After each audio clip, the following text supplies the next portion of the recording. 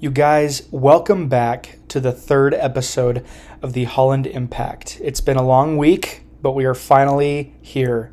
My name is Christian Holland. I'm your host. Let's do this.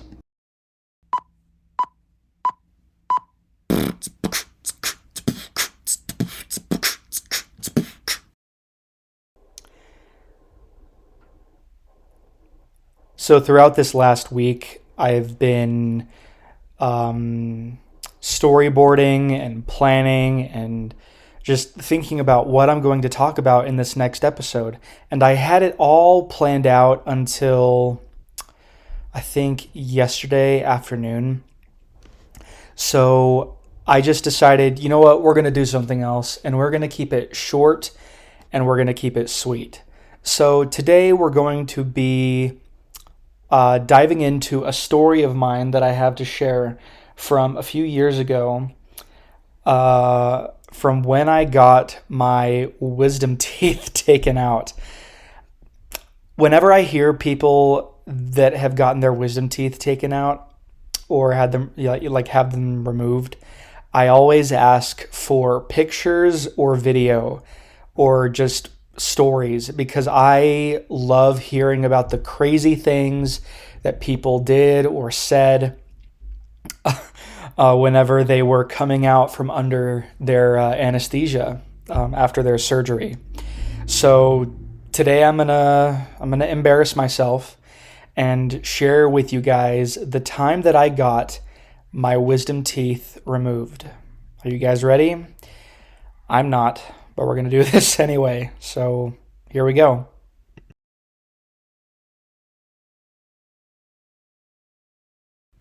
So when I was 18 and a half years old, I had just graduated high school and about that time, I was like, all right, I need to get my wisdom teeth taken out. Because they had me in for x-rays and they're like, you got to get these out. So I was like, all right, it's time to do this. And I was super nervous. So I decided to recruit some of my friends to join me in the ordeal. I need reinforcements whenever I do something that's like outside of my comfort zone, especially when I'm having a random person dig through my mouth and take out teeth. So I actually went through my list of friends and I was like, hey, would you mind coming with me to get my wisdom teeth out? Because I am like nervous. So it came down to my friend Dallin. I think I actually wanted my friend Max there as well. If you're listening to this, I don't know if you remember this or not, but anyway. So I brought my friend Dallin with me and my mom who was driving me. So she drove me and my friend Dallin. We're sitting in the waiting area and Dallin and I are goofing off, just being immature 18-year-old kids, young adults, I guess. Eventually they call me back and they're like, all right, the oral surgeon will see you now.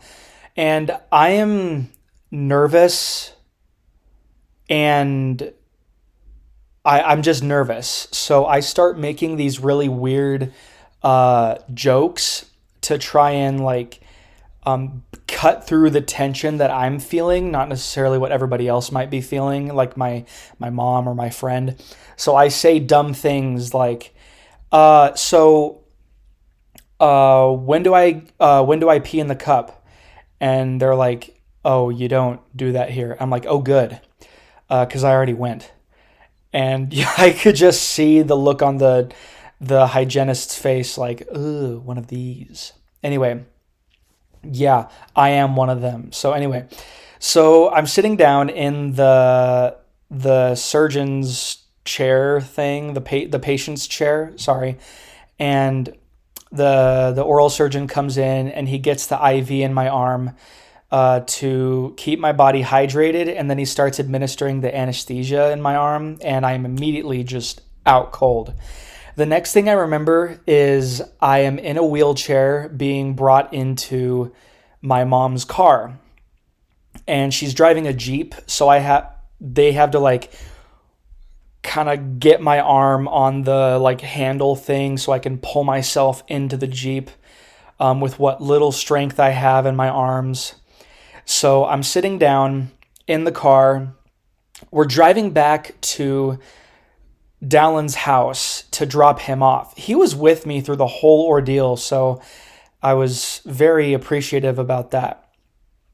We pull up in front of Dallin's house, and just to put this out there, I'm one of those people, I don't know if this is weird, but whenever I'm hanging out with friends sometimes, I don't know, I don't usually do this anymore, but when I was in high school, when I was hanging out with my guy friends, I would drive them home and then I would like walk them up to the door and just give them a like the quick, bro hug and be like, "Hey man, thanks so much for hanging out with me tonight. I'll see you tomorrow," or something like that. I don't know. I didn't think it was weird. My friends didn't think it was weird. It was just a normal thing. Like, this is what Christian does. He's super chill. Like, he looks out for us. So anyway, so I am still drugged up. I'm still feeling the feelings, the effects of the anesthesia, and I immediately kick into friend mode as Dallin's getting out of the car. I'm like, "All right, Dallin," I still got the gauze in my mouth, so I'm like, "Dallin, I'll walk you to the door," and he's like, "No, Christian, you stay in the car." And my mom is like putting her arm over my chest so I can't move, and she's like, "Dallin, run for it." So he quickly gets out of the car and he's like, "Christian, I'll see you, I'll have you over tomorrow, we'll play video games." So I'm like, "Oh, bye." So we drive home, which is not like, I lived around the corner from Dallin, so we pull into the driveway. My 12-year-old brother, he was 12 at the time, he's not 12 now. What, 5 years? Is it 5 years?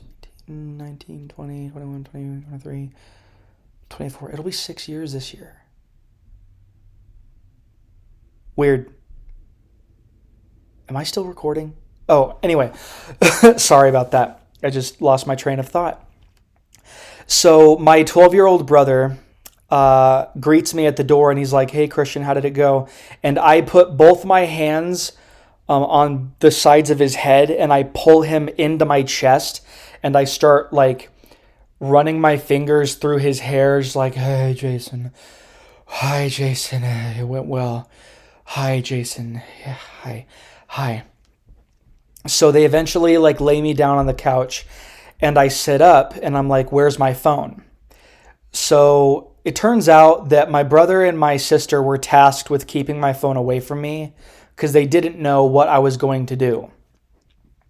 Eventually, my sister gives up and she gives me the phone.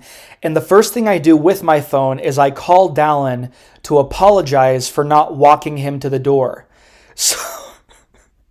So I call him and I'm like, "Dallin, I'm so sorry. I should have walked you to the door." And he's like, "Christian, don't even worry about it. Just come over tomorrow when you're feeling a little better. We'll play video games and it'll just be a good time. We'll have a couple friends over. It'll be great." So I hang up the phone. My brother and sister ask me what movie I want to watch just to like chill. So I say, "I want to watch Monsters, Inc." So they turn the movie on. I immediately pass out on the couch. Then when I wake up, the anesthesia has worn off and the pain in my jaw is starting to set in. And what pisses me off is I couldn't even eat ice cream. I didn't eat anything else that day but ice cream. And it hurt to swallow. And I was like, why? I can't even feel joy eating the most joy-filling food on this planet. Probably besides mac and cheese, but ice cream is a close second. Anyway, eventually a couple friends of mine come over to my house to give me a pie that they had got from this restaurant that soon after went out of business. I guess it was just falling out of popularity. But luckily for me, This same restaurant, it's called Sherry's. The company has a restaurant not 30 minutes away from where I live in Idaho. So that's sweet because they've got pie shakes, man. Like they put a piece of chocolate or peanut butter or whatever pie in like a mixer with some milk and ice cream or whatever, and then they mix it up and then they serve it to you, and it's so good. So anyway, we would always go to that place. They knew how much I loved the pie shakes. And just the pies there were so good. So they brought me a pie over. And it was so sweet. And I was like, thank you guys. I don't know if I'm going to eat it tonight, but I appreciate the gesture. Thank you so much. So I guess the way the story ends is the following morning is in the morning, I turned Monsters Inc. on so I could finally watch it because they had turned it on for me last night, but I had passed out. So I finished watching it. Dallin calls me and asks me if I want to come over. So I drive myself over to his house and we're playing video games. And I don't know if anybody who's listening to this knows who the comedian Jim Gaffigan is. Jim Gaffigan released a new comedy album like a month or two before that when we listened to it. So we're playing video games and we're listening to this comedy album. And just a word of warning, if you have stitches in your mouth, don't listen to comedy because you'll be trying your hardest not to laugh. But newsflash, it's not going to work because you're just going to be sitting there in pain like, ah, ow. So anyway. Oh, one more thing. So my supervisor at my job, I was working as a lifeguard at that time, and I guess I was still in the schedule. So my supervisor calls me that day, and she's like, "Hey, you were supposed to be here half an hour ago, and we're opening in like 5 minutes. Where are you?" And I said, "Oh my gosh, I called the head honcho. I didn't want to say his name on the podcast because I'll change his name. I called Arnold. I called Arnold Schwarzenegger and said I wasn't going to be there." And she was like, "Oh, you went to the boss. Okay, that's fine. What happened?" I was like, "I got my wisdom teeth out." And she's like, "Oh, you had surgery. Don't even worry about it." So that was chill. Definitely gave me a heart attack on top of the pain I was feeling in my mouth from trying not to laugh at the comedy album we were listening to. So anyway, that's just a random story that I wanted to share with y'all. All thanks to my brother and sister who recorded me when I got home. My friend Dallin, who had me over to his house after I got my wisdom teeth out, as well as he went with me to when I got my wisdom teeth out. And also my friends Max and Ian, who brought me the pie, which was a really sweet thing for them to do. Because I love pies, you know? So anyway, so yeah, totally random story. I just thought, why not share it with a bunch of people who are going to be listening to this? Share it on the interwebs. So yeah, thank you guys so much for tuning in to the third episode of the Holland Impact. Please keep your eyes open next Saturday for the fourth episode, and I am so excited to be doing that one as well. I've got something really good planned, so I hope you guys are excited for it. But until then, I'm Christian Holland, and I wish you guys well.